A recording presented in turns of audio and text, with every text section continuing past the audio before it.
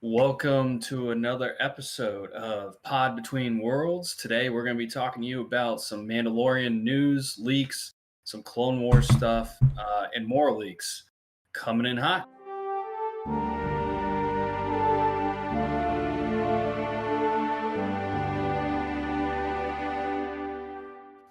Welcome, everybody, to another episode. We're going to kick things off today. We're going to discuss some Mandalorian news or supposed confirmed leaks. Unconfirmed. Unconfirmed. Nothing's ever confirmed by Disney. I It was comes being out. sarcastic. I was being sarcastic, dude. No, I'm kidding. Yeah, so first thing, we'll just get this one out of the way. So today, supposedly, or that unconfirmed, Katee Sackhoff is coming to Mandalorian Season 2 as Bo-Katan. She plays Bo-Katan in Is the voice, Clone yeah. Wars Yep. and Rebels. Actually, I saw today they put her picture and Bo-Katan side by side. It actually looked pretty good. Yeah, I feel like sometimes sometimes I know they do the art ahead of time. Mhm. But I feel like there's a lot of cases in video games and stuff, especially now, that a lot of the characters are at least loosely based on the person who's voice acting them. Yep. You know, so yeah, that's cool. It makes it easier, especially if the voice actor also does live action. You know what I mean? Yeah, and if those of you that are unaware of what Katee Sackhoff is or what she has played in the past, besides Clone Wars and Rebels, she's also played. She was Vic in Longmire. She was also in Battlestar Galactica. That's what she's known for, and a bunch of other horror movies and stuff, though. Yeah, But she's yeah, good. this is exciting news. Yeah, yeah. Yeah. So there was that. Then there was also a leak that Sabine Wren might be coming to Mandalorian season 2. Again, unconfirmed. Right, right. No confirmation on who's playing that, or who's playing that role. And I think we talked about one of them that people were thinking was it Sasha Banks? Sasha Banks. Well, Yeah, it this was was before considered. they were Right, actually. right. Yeah. But now I guess there's like gaining steam that this could be an actual thing that she's going to be in the season, which would Okay. make sense. Yeah, yeah. Given the time period, if Ahsoka is going to be in it, which that's also unconfirmed. And then on top of that, there was the big news that Boba Fett might be making an appearance in season 2 as well. Right. With the This, actor I who don't- did Django. Yep. Yep. And that he would also be playing Captain Rex as well. I don't know. Again, it's unconfirmed because it's not coming from Lucasfilms. It's not coming Right. from Disney. So it's like very, And it's tough because a lot of it makes sense. yeah, Right. it does make a lot of sense. Like, because the Boba Fett thing, while unconfirmed, and I went back and looked at it a million times. I mean, the end of that episode is like we talked about a couple times in our reviews. I went back and looked, and it's not Gideon. 5. Yeah, it's not Gideon. The boots No. don't match. I did all the nerd stuff, lighten the screen up and everything. I didn't think it was Boba Fett. It didn't match a lot of Boba Fett stuff, in my opinion.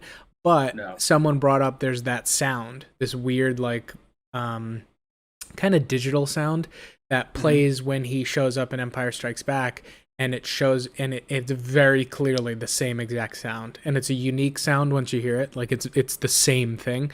So Yeah. I mean, once I heard that, I was like, why else would they put that in there? Now, I also said, and I still think it could be, like, because we know from the Aftermath series, it may be just his armor, so maybe his helmet makes that sound. But, you know, if you're making up a leak, or if it's true, it makes a lot of sense that the same actor who played Jango Fett, what's his name? Timur, right? Yeah, it's I don't know off the top of my head.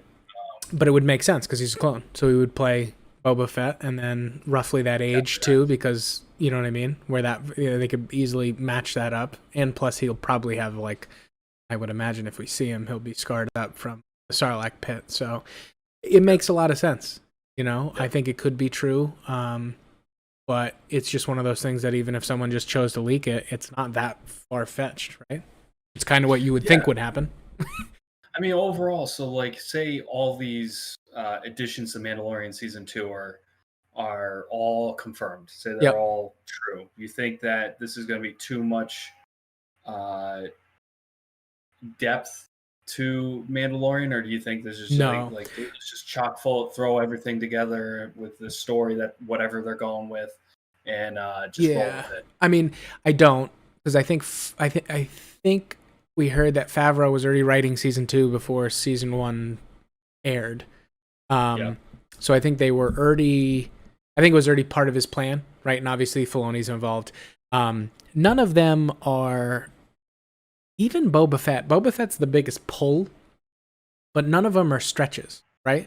Like we hear these leaks all the time of like wild things, and you're just pulling stuff out of thin air. We'll actually get to some of them later, but like for the Mandalorian, right? Bo-Katan and Sabine make a ton of sense in a show called The Mandalorian, and Boba Fett makes a lot of sense. I mean, I say he's the biggest stretch because it's the Sarlacc pit, and it's been rumored forever that he died and then he didn't. You know, like that whole thing. It's pulling a lot of influence from expanded universe. Yeah, what people want too, right? I mean, but none of them are just like, they're not random. They all fit the storyline. They're all Mandalorians or related to Mandalore. And Ahsoka makes a lot of sense because she's going to be with Sabine, and he's got a baby Yoda. Those all make sense, right? Yeah. They're not like anybody would make sense. Luke would make sense. I know they're not going to do that, but like, you know, these aren't just wild names that they're just like Jar Jar's in it. You know what I mean? Like, and I know like you know, I'm being funny with Jar Jar. I guess I can't think of just like someone that they could pull that could still be alive, but just doesn't make sense to the story, right? All of these things are logical. Yeah. So I don't think it's too much, especially the way they did it last season, where every episode was kind of its own thing. Yeah. Right until the end, it all played a part of the story, but it wasn't really like a Game of Thrones or Breaking Bad or any of those shows. It was episodic. Like each episode kind of stood on its own for a while. So you can easily bring in Sabine for an episode, Bo-Katan for an episode. Now I think storyline wise, they probably make more sense to be involved for a while. But you know, the way last season went, they could be in and out, right? Especially Sabine if she's going with Ahsoka, and maybe that's how they pull that whole thing off, you know? So the whole thing with Bo-Katan, though, so we haven't seen anything on the Great Purge. She could be flashback. So that could be easy too. A lot of it, right? She could be that whole thing. Right. Not the Great Purge, but like as in a flashback. That's what I'm kind of curious if they're going to be, like you're saying, if they're going to be like in and out of the series, kind of like what Gina Carano was, or if it's going to be more like. I hope it's more Gina Carano like, where they become players in the overall show, as opposed to like a Fennec Shan kind of thing. But like when you're saying with the flashbacks, a good idea. You know, that could be Bo-Katan. Maybe that's how he gets the Darksaber. She dies, and that's why Katee Sackhoff's in it. She's in one episode. That's the flashback. You know what I mean? So that makes a lot of sense. Yeah. Gideon, so, yep. You know, not that that's confirmed or anything. No, I mean, I think that makes a lot of sense, doesn't it? She had the Darksaber. They're gonna have to make that Great Purge thing pretty nasty. You know, it's gonna play a big part. So, what better way than to kill off like a major character? You know, I mean, I think it makes a lot of sense. It sucked because I really love Bo-Katan as a character. So, but that's but I think it would serve the story better. You know what I mean? Yeah. You can't just keep everyone alive, and I think that's an easy one that it's kind of accepted at this point. If you're following along, that Bo-Katan has a high probability of being dead because Gideon probably wouldn't have that saber if she was still alive. That actually goes against what George Lucas originally. When he originally did the movies, that was one of his big things. He didn't like eliminating people off he wanted the happy endings. Yep. He didn't want to just kill characters off. So, I mean, we got Disney now, so we got plenty of happy endings. So let's start killing people off. What's the best movie of the new ones? Rogue One. What'd they do? Killed everybody. Everybody. Actually, I watching that with Brenna. She loved it. That's a good. I think liked it a lot more. Dude, it's really good. Yeah, it's always a struggle for me. Like when we did the rankings, it's always tough to put it in because it's, I don't know, it's different, but I love it. I think it's excellent. It's different. But it's you can't. In a weird way, it's what I want Star Wars to become. Yeah, and why I think I like the Mandalorian. It's just I want it to be grittier, and that was gritty. It's pretty good. Yeah. It was gritty. It was good. Yeah. It was not too dark. I mean, It was almost a gore. different genre in a way. You know what I mean? It wasn't made for Yeah. kids, No, it was good. I think which I think you can do both. Yeah, I think Mandalorian they need to kind of. It seems like they're going in that direction too with Mandalorian at least.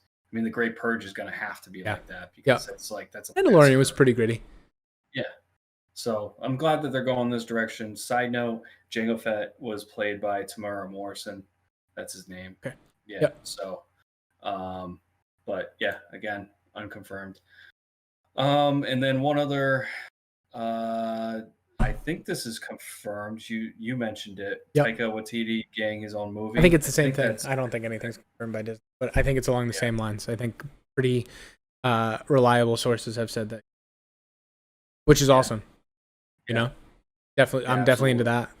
Be interesting to see what it is, but yeah, that's when I'll get more excited. But I'm glad he's on board. I mean, weren't there?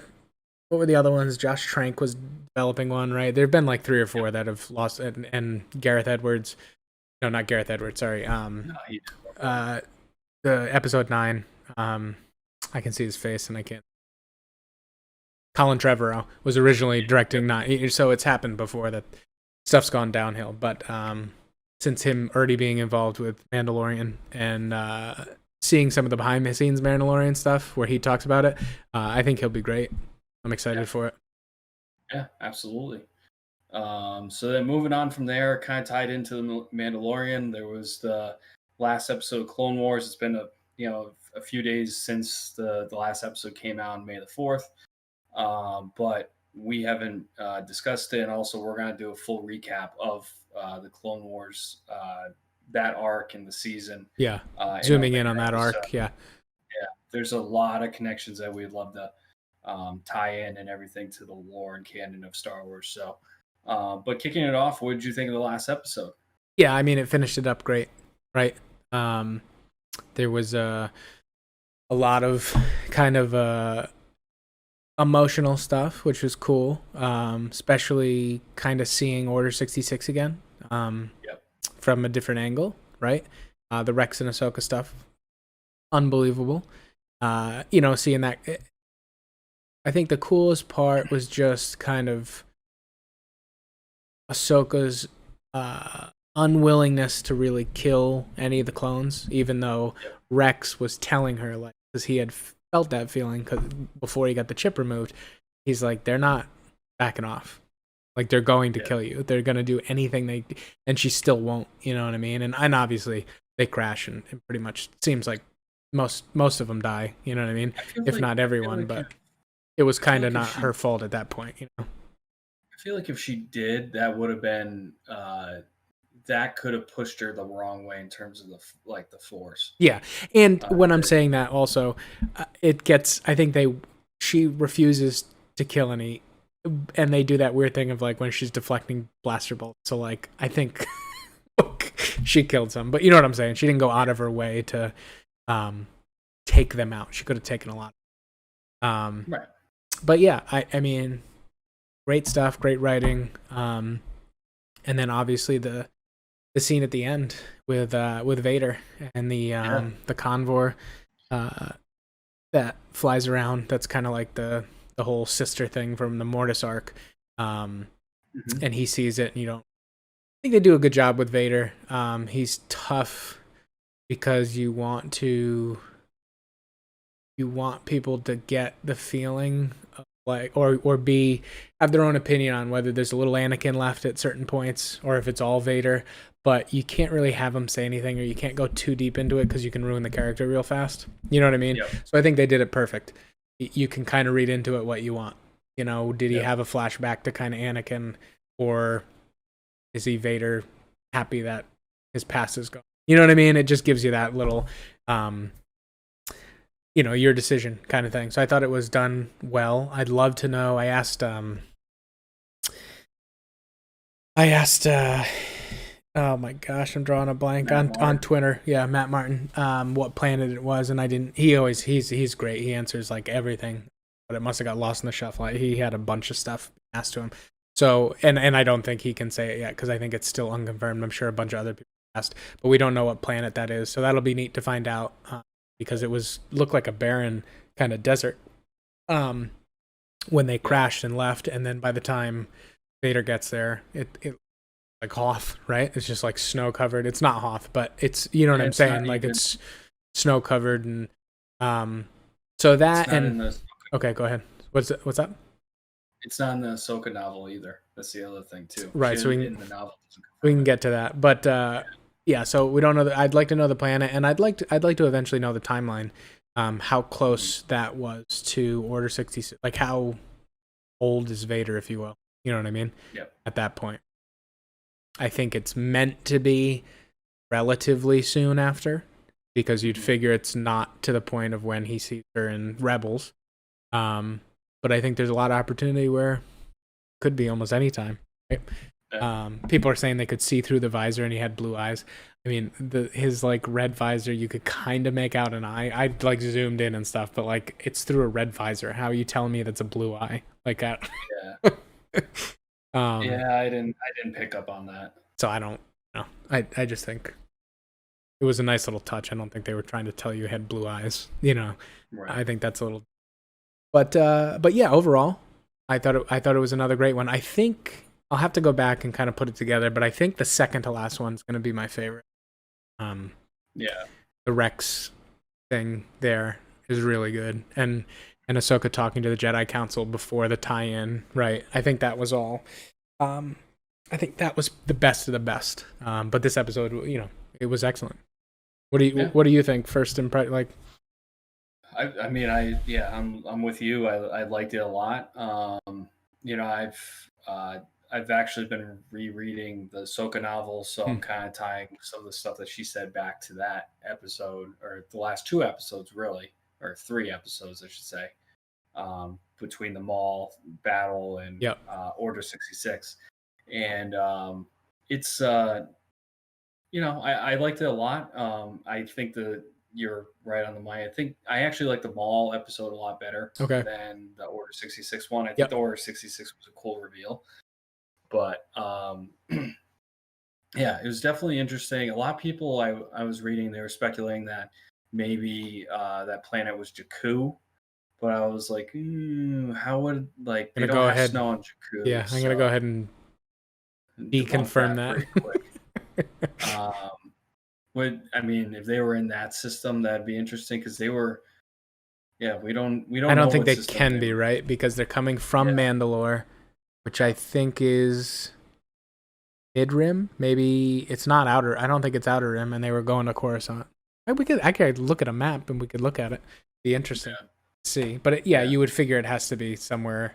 I don't think it's Outer Rim because they were traveling from. Right.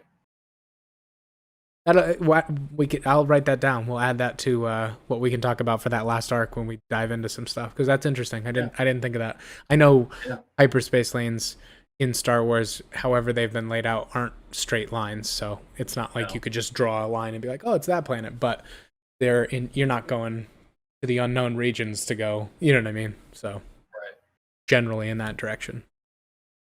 Yep. Yeah. So overall, really liked the episode. Real quick, what do you think about? Sorry. Go ahead. What were you gonna say? Not to dive in because I know we have that big leaked thing to jump into, but what are your feelings on how much it changed from the Ahsoka novel? Because I also I did the audiobook. I listened to the first couple chapters, and that really basically the intro is the whole thing. Well, you know what I mean? Is the whole fight from the book's point of view, which is. I don't want to say totally different because it's on the same planet. It involves the same people. So it's the same general story, but it's quite a bit different. It's different. I don't really have a problem with it. You can't really. I don't think you can really bag on the author too much because she has nothing to do with it. She wrote it first. You can't bag on the person who wrote it first. Yeah, I mean, they didn't have the script done at that point with Maul and everything, so, I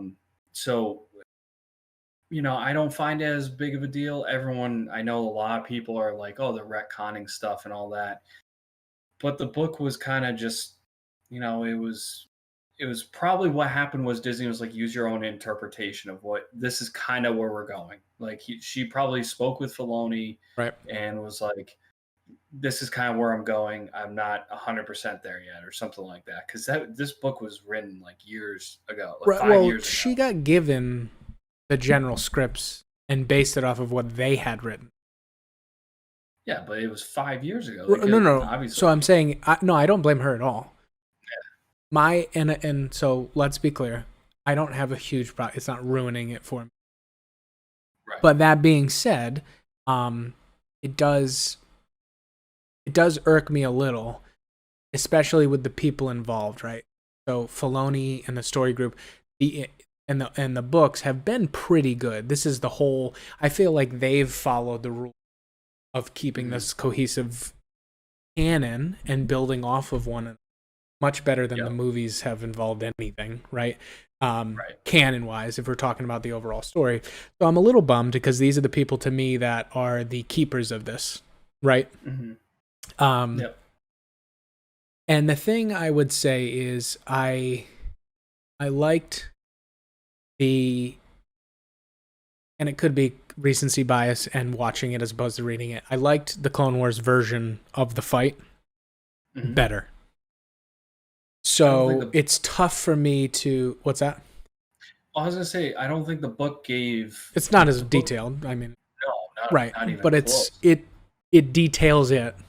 You know what I mean? Like it's not just like, hey, I fought Maul. Like it goes into detail. It's not 30 minutes worth, but you know what I'm saying. Right. I think that Filoni could have done more to make it like passable, if you will. So like I don't think the blue lightsabers were necessary when in a canon thing it was specifically mentioned that they're still green, right? So like that's one that bothers me. I understand, I've heard why he did it and it's this connection thing and I get it and that's nice, but that one kind of bothers me because it was specifically written, you know what I mean, in a book that's canon that you gave like the unwritten stuff to so she could write an accurate version of it. And then a choice that's like it's like almost like a filmmaker's critique, like a depth thing that doesn't really need to be there. He could have changed the handles a little bit. You know what I mean? Like there were other, to me, again, I'm a nobody, like, you know what I mean? But I'm just saying, I don't think that was necessary. And the other thing that bothers me is like, so they fight in the throne room and they say what, the palisade or out on the whatever parkade or something in the book. Those things are like those aren't specifics, right? Like that's fine. Like that little mess up. But like they specifically say that basically she sets up a trap for him, for Maul, and he gets caught in a ray shield, right? Yeah. Now in the book, it's a very quick, like there's not even really a fight. She like backs off and blocks him once or something, and then he's caught. So I wouldn't have as much of a problem with doing the fight, but make it end with him being captured by a ray shield. You know what I'm saying? Right. So like, I feel like there were compromises that we could have gotten the good version that Filoni produced, like most of it, without many sacrifices, but ending it with the ray shield and not changing her lightsaber color, like two like really minor things that then then if you complain about it, it'd be an extreme nitpick, right? But they changed it a lot. And that, again, like I'm saying, it's not a huge holdup for me, but this is why we get into these things, right? It's an odd move to me. I don't know that I think that was the best thing that could have happened. I think there could have been little concessions made that made it fit better to the book. You know what I mean? I agree, but I think the other thing too, the other piece of the pie is that what I'm going to assume here that anything related to the movies or the TV show would be more canon. I agree. That's what's going to be accepted. Yep. If you say, "Oh, well, about the visual dictionary of Rise of Skywalker," I would argue that movie came out first. Movies that's it. If the book retcon stuff, which it didn't really retcon stuff, it just explained different things in details. There were a couple things that I argued even that they kind of retconned it, But for the most part, the movies have always been canon before anything else. So I would look at it as Yeah, like, no, all right, I agree with. I so understand. yeah. I just There's think still like there could it have doesn't make sense. taken little differences, and really it wouldn't look like a retcon if they had just added like 2 or 3 little things, right? Right. But I also don't want him to just do exactly what was in the book, because that was very short and it would not have been even close to as good as what he wrote. But I thought there could have been.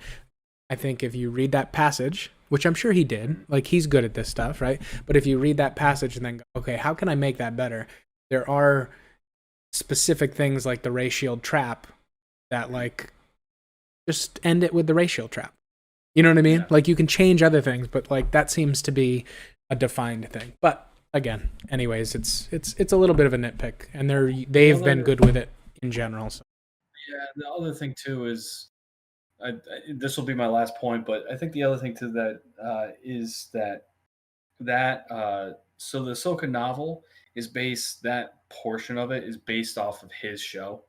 So I would argue, again, it's the same thing. I would argue that the show would be canon before the book, just because even though the book came out before the show, but it's his story. So, like, if he was like, you know, I'm going to give her yellow lightsabers, I would argue that that's canon. Only, and it sucks that it's there are differences, but like from a story standpoint, like the Ahsoka novel is E.K. Johnson's, but that particular piece of that story is Filoni's. So Yeah, I would say, I think that's what I'm saying. That's what bothers me is that she got that part, and they chose to write that into the book because he had written that. yeah, So what is in the book is really what he had put together at that time. And then yeah, when we come back to season 10, he had rewritten what he wrote. So it's not like E.K. Johnson made it up. And then he's like, oh, no, that was not how it was supposed to go. That's no, what no, he no. wrote. They chose to put it in there. So that's kind of what bothers me about it, is that you gave it to her because she was asking, well, who's asking for what? But I'm saying, like, they wanted it in that book. So you wrote that. You know what I mean? Yeah. And then you go off of it later. That's all. I think it could have been closer. Yeah. Yeah. All right. So we will do a full Clone Wars season 7, especially focusing on that arc with a lot more connections. We'll do that whole hyperspace thing to see if we can pick out a system or whatever, which would be cool to see if there's any clues there. And we'll do that kind of on its own episode. Yeah. So what was this? Let's get into the fun, completely false leak that came out. Stupid link. Reddit, baby. So digging into the deep archives of Reddit, we found that, and we spoke about this last night. This was posted yesterday, and it's titled off, "I'm the Star Wars Rebels sequel leaker" from a few months back, and he posted his link about how he leaked the sequel, even though that hasn't been confirmed 100%. So, and he had some other stuff on it too that was kind of like, I don't know if that's gonna be true or not, but whatever. So then he leaks this, and it's primarily about this. It is a Rebel sequel, technically, and it has all these different points about what the season's going to be about, and it ties in all these different stories that we've talked about, that we've read, and then also with some Rebels and some Clone Wars stuff tied in with it as well. So let's give credit where credit's due. What is his name on Reddit? The throwaway Ewok. Not like the throwaway fucking spoilers. Come on. The throwaway leaks. So what is his first of all, what is his confirmed? He's saying you should believe me because I said there was going to be a Rebel series and I was the one who leaked it, even though that still hasn't been confirmed. So he's saying, believe me on this because I already leaked something, but that thing still hasn't been confirmed. So he initially leaked that late 2020, that season 1 of a Rebel sequel was going to drop. And could still happen, yeah. Could still happen. Yep. Season two is well underway, so they already have season 1 done. Yep. It's in the let's see. Trying to find something that was kind of like like for instance, so in this one he mentions Thrawn. Thrawn has a niece who is introduced as the main character. She is a Skywalker. Force Skywalker. sensitive. Yeah, Skywalker, as in that's what the Chiss call the force sensitive kids. Right. But she grows close to Ezra. The Grisk is part of the Grisk in there. And then So if you're lost right now, this is all coming from basically the combination of the Rebels cartoon show and the Thrawn novels. In the Thrawn novels, there's this extra galactic threat, this race called the Grisks. And that's a little bit of what the Thrawn novels get into. And then it's pulling from, basically this is in the future, right? We don't know exactly when. And it's using the whole, when Ezra used the Purgils to jump him and Thrawn to wherever the fuck. So it's picking up, it's combining the novels and Rebels into a storyline. So this was really, this rumor came out 4 months ago. Okay. None of it's confirmed yet. None of it's confirmed. I mean, it sounds good. We're going to be negative about a lot of this, but this sounds awesome. I mean, the general, I'm saying the 10,000 foot view of it. You know what I mean? So, first off, when he did release this initially, how do you have this much detail right off the bat unless you're actually part of the team? And that's part of maybe. I don't know. But it's just like, I mean, I didn't read off everything. There's a lot. Let's get into the new stuff. We've laid the groundwork. Yeah. So he's elaborating. So, do you want me to go line by line, or do you just rail them off? Yeah, and then we'll kind of go back and Echo and the Bad Batch return, both working with the Chiss ascendancy against the Grisk. Yeah, cool. The Chiss have excellent scientists on par with the Canamonians. Aging halted in exchange for the military service. So they have age halting technology. Got it. Check. Okay. Never heard this, so they'll be interesting. Yep. Cody is back. He's a very complex character in this. Like in the EU, he was an Imperial trainer, but felt he was wasting time with his more normal recruits. Cody is the commander that worked closely with Obi-Wan. Yep. Coolest outfit, I think, for Clone Wars. He has like the lot of orange. Yep. Anyways, sorry. I'm just making little comments as we go. Yep. His armor, actually talks about his armor. It's a mix of clone armor and Chiss soldier armor, which is his trademark orange markings. There you go. Be interesting to see the Chiss armor, right? Because we haven't seen that yet. We really haven't seen much Chiss at all. Basically seen Thrawn. Just in the novel. Yeah. Chiss soldiers are badass. They look like snowtroopers, galactic marines. That'll be interesting if that's true. Did we get anything? I'll have to go back to the comic because they did the Thrawn adaptation, the book, to a comic. I wonder if there was any Chiss like Aralani or anything. I don't think that was that. I've seen pictures of Aralani before. Right, but just in like a uniform. No, like Chiss soldiers and stuff. No. So then, let's see. There's the Grisk. You know, the Grisk is a big threat. Just mentioned. We haven't seen them either, have we? Like we have no idea what they look like, right? No idea. Okay. They've been mentioned in the Thrawn novel. Next one, Barriss and Quillen are back. They're as a team, and they introduce an arc separate from that of the Grisk War. Okay. This is where I start to kind of get a little bit like... We can get into it. Yeah, let's get through the... Thrawn is extra... he's just an intriguing character. Okay, doesn't matter. Ezra, it just talks about Ezra being more mature. Ezra dons a hairstyle and beard that honors Kanan. There's a wicked cool scene called the Thrawn Maneuver, one of the greatest scenes in all Star Wars, and will be talked about for years to come. This is where I'm like, all right, this has got to be bullshit. It is an odd description. You'd have to be super close to someone who... But these are the kind of things you hear from, like, when I remember when, what's his name from Jay and Silent Bob? He went, Kevin... God, I'm terrible with names tonight. Kevin, oh God, it's terrible that I don't. Anyways, that he was on like the set of Rise of Skywalker, and he said there was like a scene that'll just blow your mind. Like it sounds like he's like friends with someone who's literally the editor for the show. If this is true, right? Because like describing general things you could get from a bunch of different sources, like characters, like Cody's in it. You know what I mean? Like that's not crazy. I mean, it's cool, but that's like but to describe like there's going to be this scene with the Thrawn maneuver, which is going to be the coolest scene you've ever seen. Like that's like pretty advanced, right? So then he says Boba Fett is going to be back. Kevin Smith, chief. Yeah, Kevin Smith.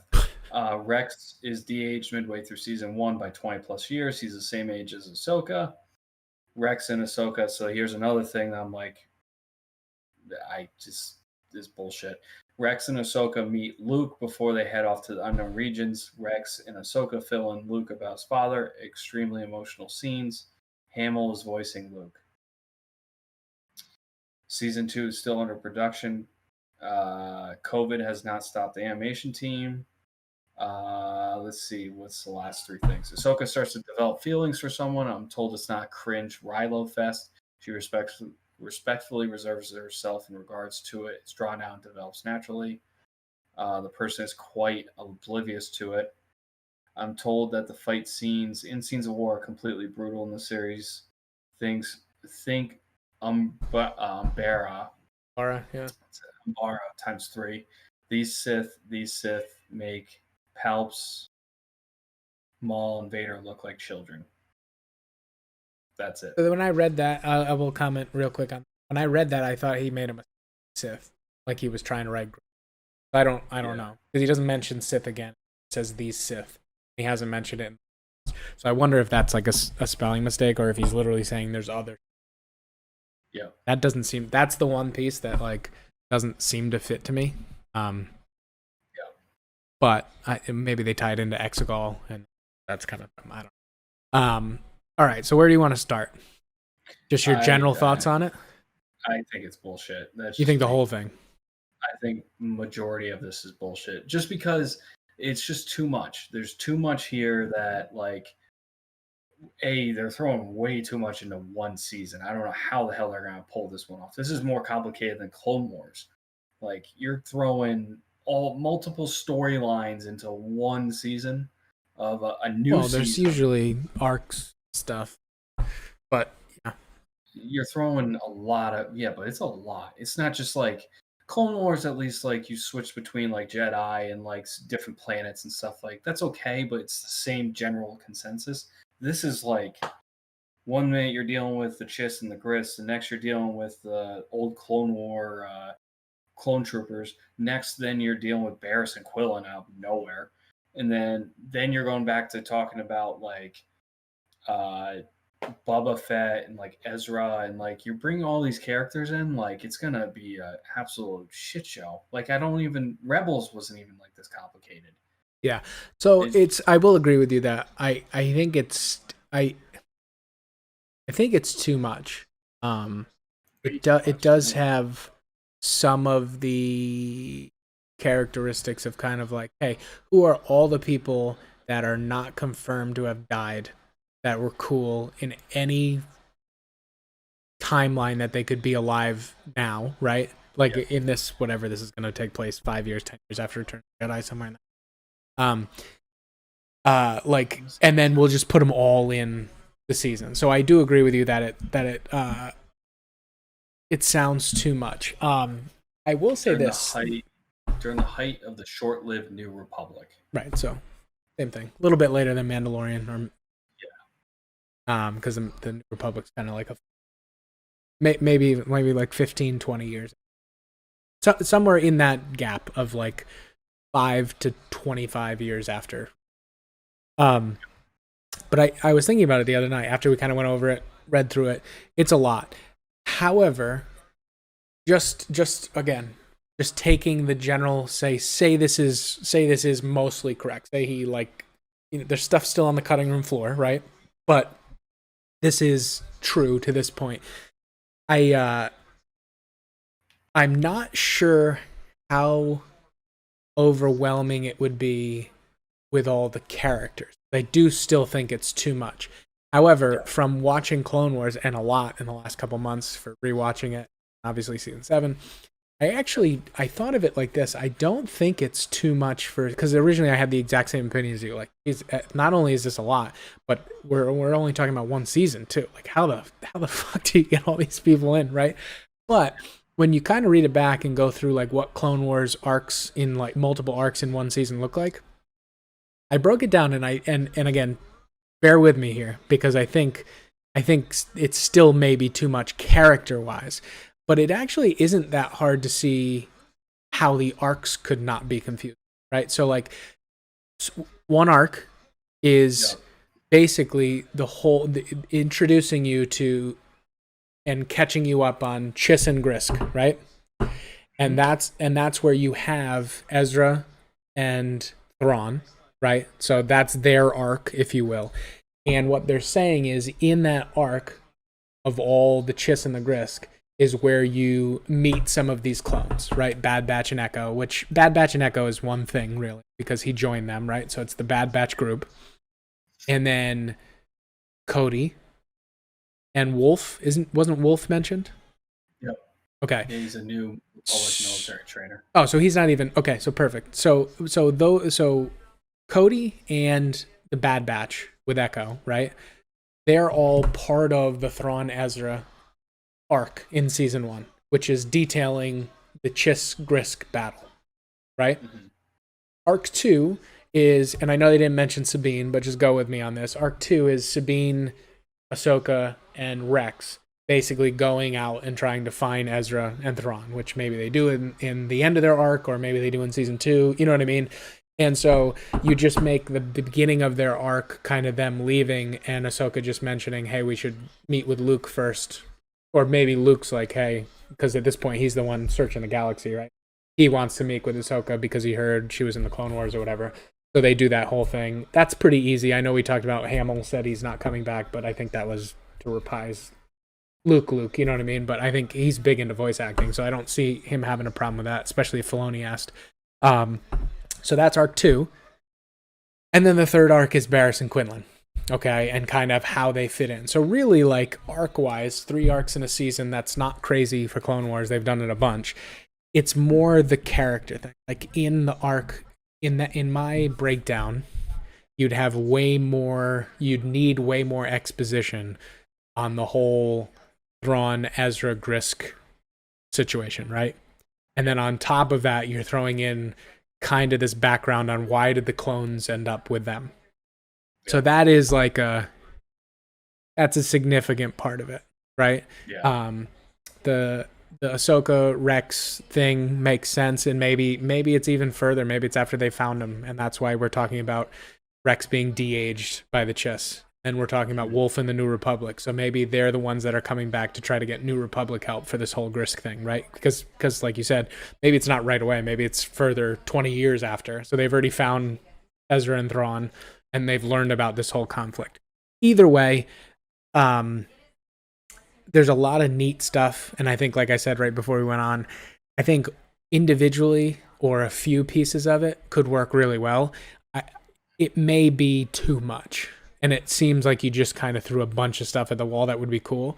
And maybe that's what it is. Maybe he's getting storyboard stuff. You know what I mean? Like his person's on the inside, and they were like, all right, here's what we're doing. Let's get everything out there, and let's cut it down to something that makes sense. So maybe that's why we're hearing Quinlan and Barriss, which is cool. Like, they're both dabbled with the dark side, weren't quite Jedi, so they could have escaped Order 66 relatively easily, right? All of them make sense individually. It's just how... So, to me, it sounds like what I just said. It sounds like a storyboard, right? Where they're like, who could be alive? Who's interesting enough to bring back, you know what I mean? And then here's the major thread line of where the story's going. So who can we add? And it's like people wrote down, well, we don't know what happened to Cody, and we don't know what happened to Bad Batch, and they were cool. And what about Quinlan and Barriss? And you know what I mean? That's kind of what it sounds like. And maybe there's 3 of the 5 pieces are chosen, and that's what goes forward. And that seems pretty reasonable to me. You know, it would be cool if it's true. I mean, yeah. I'm with you. I don't know. It seems a lot, but I just anything I read on Reddit, I always take with a grain of salt. I mean, Most of them like have go truth, though. That's the yeah, thing. it's The good ones, let me put it that way. A lot of them have like some kernel of truth. So even if it's just the general, we're getting a Rebels-based series with Thrawn and Ezra and the Grisker involved, that's awesome. You know what I mean? well, here's the other thing too. Whoever this guy is, posted it to Star Wars Speculation. Yep. He didn't post it to Star Wars Leaks, so I Well, don't know if that makes a he difference. just only reads But one. maybe I don't know. It's just no. There was comments too that was like, why did you post it this one? Why aren't you posted the leaks if this is truly a leak? I'm the sequel leaker. But I have I don't know. I have a very hard time believing it. Like I said, anything on Reddit, I get very Yeah. Do you think the general version of it's true? Like we're getting a series with Thrawn. I don't know because so here's the thing. You mentioned the New Republic. Maybe this is like a new threat with like, at the height of the New Republic. Why is it not mentioned at all? Like Bloodline, it was never mentioned there. It wasn't mentioned anything. Yeah. So No, I know. maybe this Maybe is it's just one of those stories that like, the movies and some of the canon just doesn't recognize. It's just one of those things. completely agree. It's what I've said the whole time, that this is a bummer that the new series was in a place and nothing ever got mentioned. So it kind of makes this like either they beat the Grisk and it wasn't a big deal, or you got to put it on like hiatus. You know what I mean? Like they froze them until after the sequel. I don't know. Like it does. It makes this. It can't be that big, right? Secondly, I don't. So with all the news, revolving around Mandalorian, I'm just hard pressed to like.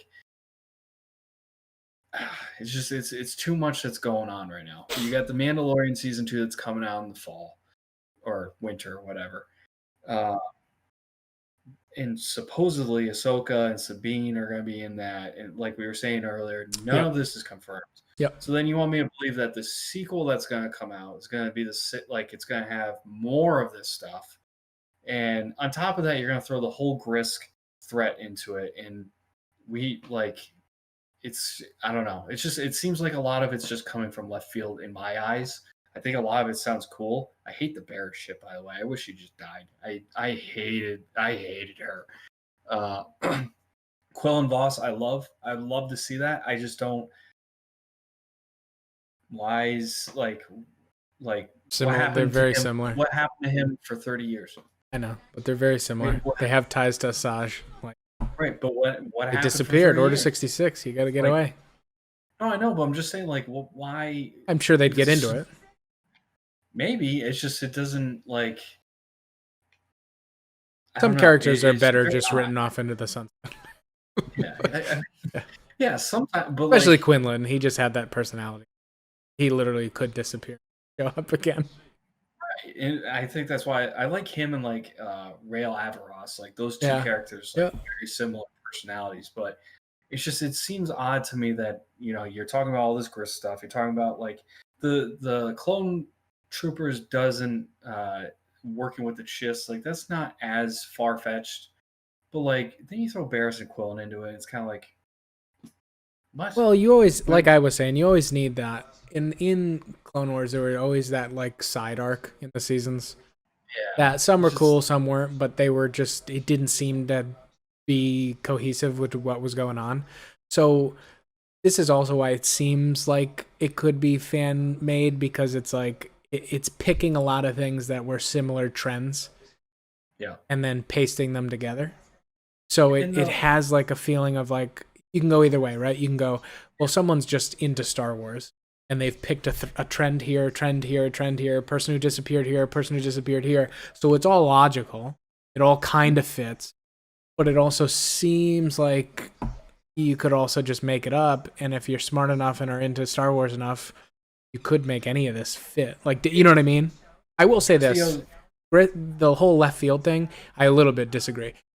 You have Timothy Zahn, who wrote these novels, okay? They have Filoni, who's written Ahsoka forever and wrote Rebels, okay? Now, I'm as upset as you're saying about the whole, like, I understand the Grisk thing can't. It's going to be very hard for it to be this big thing because of the sequel trilogy. Okay, so this all like had to happen, right?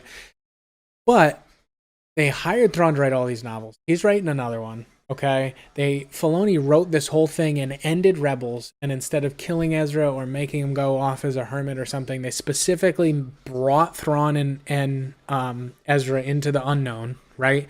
They specifically end the show with Ahsoka coming back like Gandalf the White to grab Sabine to go somewhere.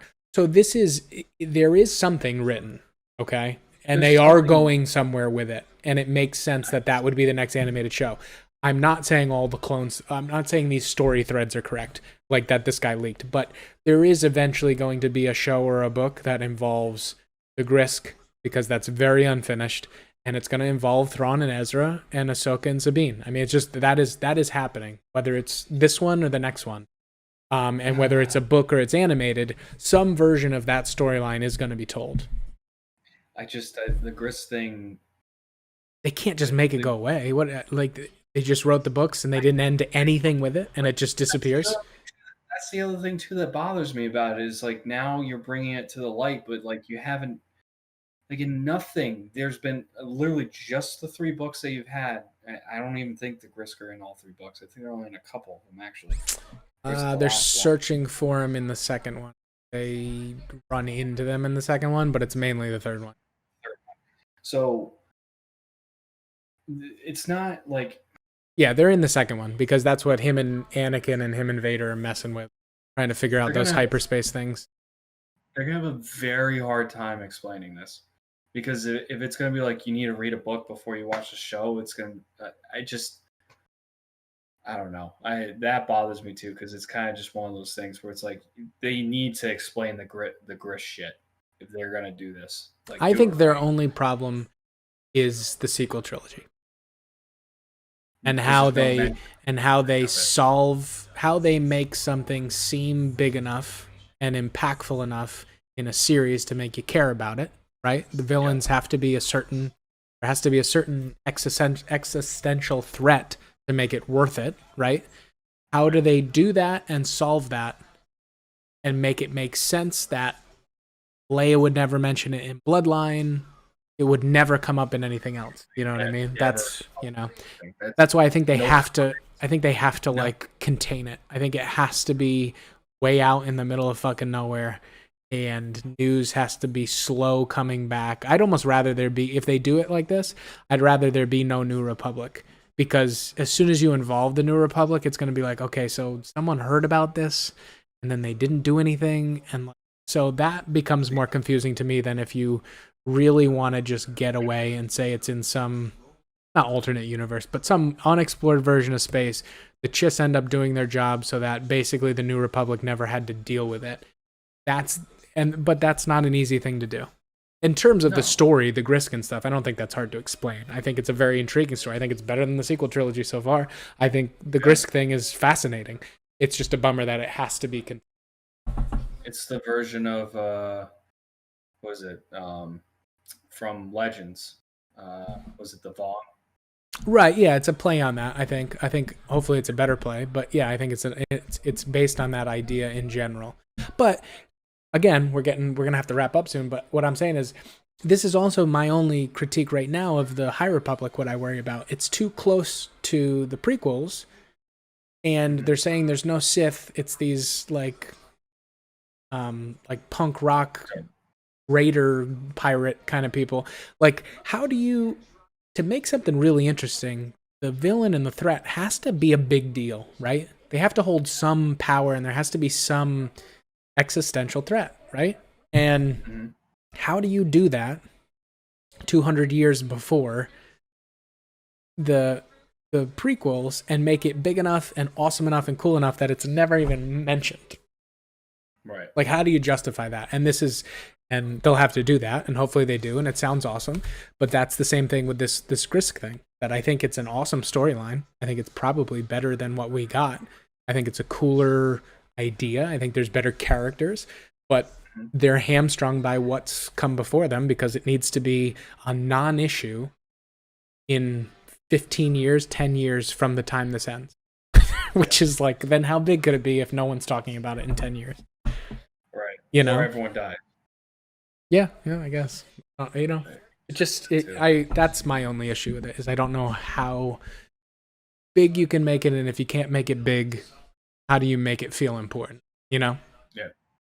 Yeah, I agree. But fun to speculate, right? Yeah, no, it's fun to speculate. I just, I'm more like You'll enjoy it more when some stuff comes out and we can actually talk about what we're seeing. No, I got you. Yeah, when we get something that's confirmed or something related to it that might be confirmed, then you'll go all in. Yeah, I got you. But look, there's only so much in the Star Wars thing right now. We got. Like, if you're gonna say Sabine's gonna be in it, well, I want some fucking proof that Sabine's gonna be in it. Like, you can't just say, like, they keep throwing out characters, and it's like, oh, cool, but like, no one has said anything about this is true. So why should I believe it? So I don't know. I mean, I love the Thrawn books; they're great. So like, if they can wrap some of this stuff up, that's great. But as always, sequel trilogy getting in the fucking way. George Lucas is rebuying Star Wars, making the sequel trilogy called Legends. Imagine if it just all went back like 10 years from now. Like, it just gets rearranged. Oh, God. I can't believe he said they didn't want his scripts. I still can't. I'm not surprised.